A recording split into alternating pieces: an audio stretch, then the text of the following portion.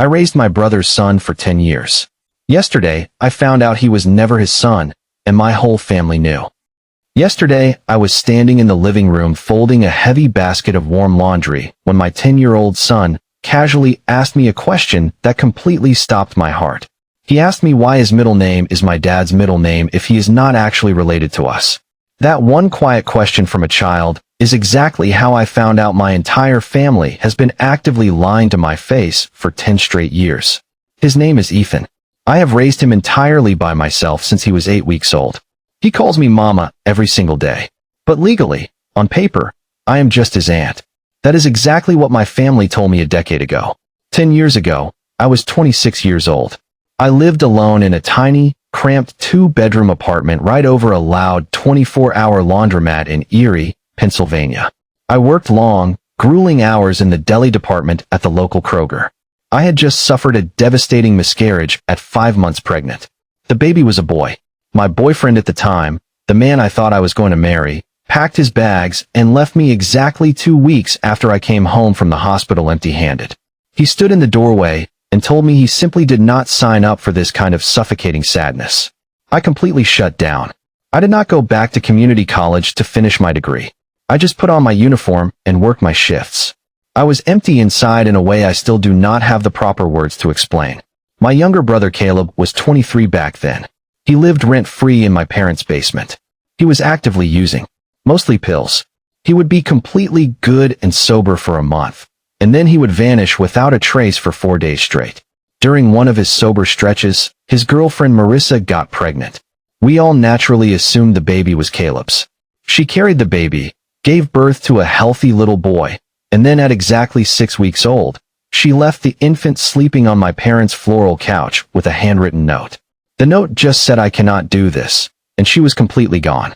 No phone call, no forwarding address. My mom called me that exact same night, hysterically crying into the phone. She said Caleb absolutely cannot raise a baby. He can barely even raise himself right now. She told me that if I did not come and take the child, he would immediately go straight into the foster care system. She said, "You have always wanted to be a mom. You were so incredibly good with your nephew when you were pregnant.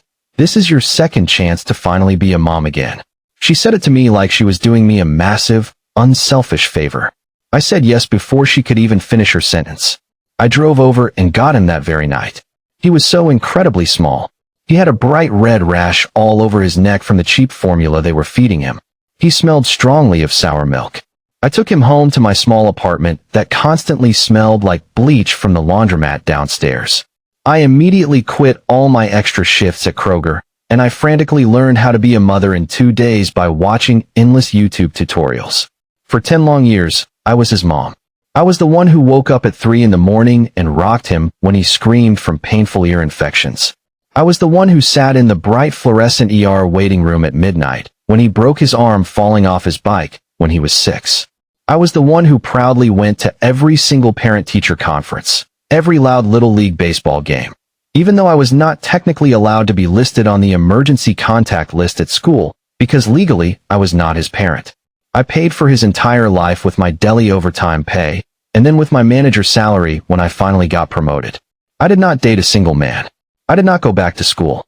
I firmly told myself that I had a son, and that was more than enough for me. Caleb would only come around twice a year, usually on Christmas morning and Ethan's birthday. He would walk in holding a cheap plastic toy from Walmart, still wrapped in the box, and he would sit down and take a smiling picture with Ethan on his lap, just so he could post it on Facebook. My parents would immediately comment underneath the photo, "My boys," and "Proud Dad." My mom would pull me aside in the kitchen and whisper, "See, you are giving him a father figure." She constantly made me feel like my sacrifice was actively helping Caleb stay clean and sober. Ethan started asking hard questions this year. He is in the 4th grade now. He is incredibly smart. He loves everything about dinosaurs, and he constantly says he wants to be a paleontologist when he grows up. He started noticing that he does not look anything like Caleb. Caleb is very tall and broad-shouldered with bright red hair. Ethan is small-framed with dark hair and deep brown eyes. I smiled and told him that families do not always have to look exactly alike. That was technically true, and I genuinely believed it. Then yesterday happened. He stood there and asked me why his middle name is Robert, which is my dad's middle name, if he is not actually related to us. I stopped folding the towel and asked him what he meant by that. He looked at the floor and said, "Grandma told me last week that I am not really a Miller.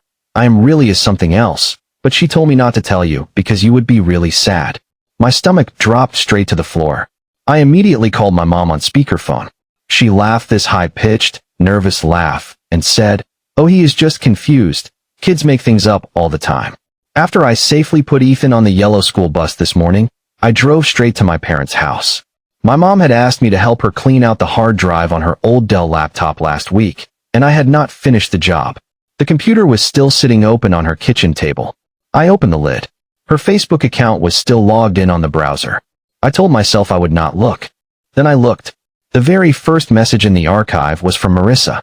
It was dated October 2015. Exactly 10 years and 2 weeks ago. It was a very long, frantic message. It said, "I urgently need to tell you the truth. The baby is definitely not Caleb's. The father is my ex-boyfriend from Youngstown. His name is Daniel. I told Caleb the truth yesterday, and he completely refused to believe me. I cannot stay here and lie to everyone anymore. I am leaving town tonight. Please tell Caleb the truth. Do not let your daughter think this baby is her nephew. It is not fair to her." My mom replied exactly 10 minutes later. "We will completely handle it." She typed, "My daughter will raise him. She just had a terrible miscarriage. She needs this distraction. Do not tell my son he is not the father. He will spiral out of control and start using pills again. Let him believe he has a son so he stays clean. Go and start your new life. We will not look for you." My hands were shaking as I scrolled further down. There was a secret group chat with my mom, my dad, and Caleb. It was from that exact same night. Caleb wrote, "Does she know the baby is not mine?" My dad wrote, "No." My mom wrote, "No. Let her keep thinking it is her real nephew. She always wanted a kid. She had that horrible miscarriage. This is actually good for her. This will give her a clear purpose." Caleb wrote back, "Okay, but what happens if she finds out the truth?" My mom wrote, "She will not. She loves him way too much already. They did not give me my nephew to save him from a life in foster care. They literally took a complete stranger's baby that Marissa explicitly told them was not our blood, and they handed him to me solely because I was sad, empty, and incredibly easy to manipulate. My brother knew from day one that Ethan was absolutely not his son. He let me call him brother for 10 whole years. He let me tell Ethan every night that his dad loves him but just works a lot. He happily let me sacrifice my entire 20s just to protect his lie. I sat completely frozen in that kitchen chair, and I could hear my dad watching a loud game show on TV in the living room. I could smell the fresh pot of my mom's coffee brewing on the counter. I felt like I was physically going to throw up. I went home and waited until Ethan got back from his friend's sleepover. I did not tell him a single thing. I made him dinner and put him to bed.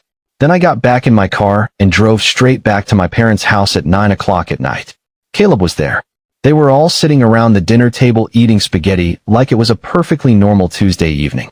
I walked in, slammed the laptop down on the center of the table, and pressed play on the audio recording of the messages. I had screen recorded the entire chat history with my phone. "You let me give up my entire youth for a lie," I said, my voice completely cold. "You sat back and watched me not go back to school. You watched me work brutal double shifts at the deli. You watched me cry because I honestly thought if I was just a better mom, Marissa would not have left her baby. And you knew she left because he was never his. You knew the whole time, and you let me believe I was saving our family." My mom dropped her fork and started crying right away. "We did what was absolutely best for everyone involved," she stammered. "You love him anyway, right?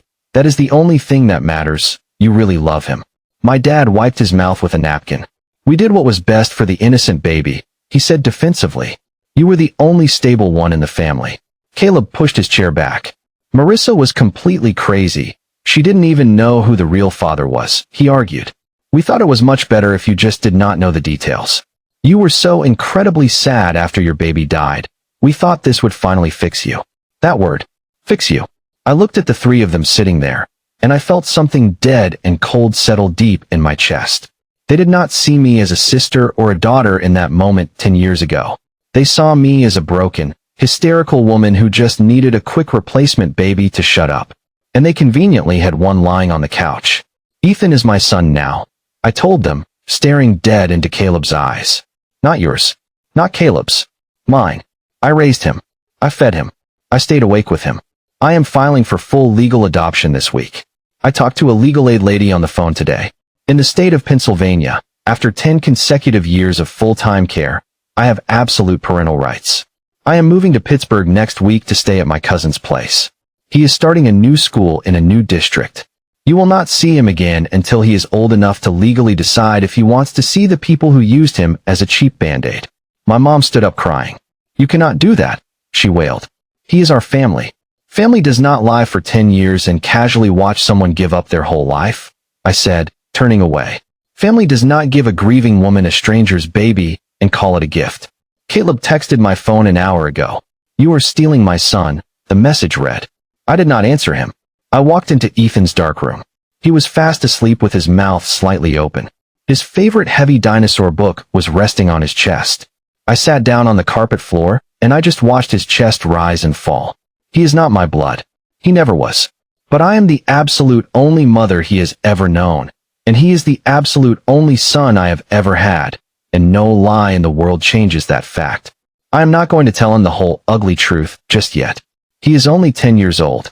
When he gets older, I will sit him down and tell him that some families are built, not born, and that sometimes the exact people who are supposed to protect you are the ones who hurt you the most, and that we finally get to choose who we keep. I am keeping him.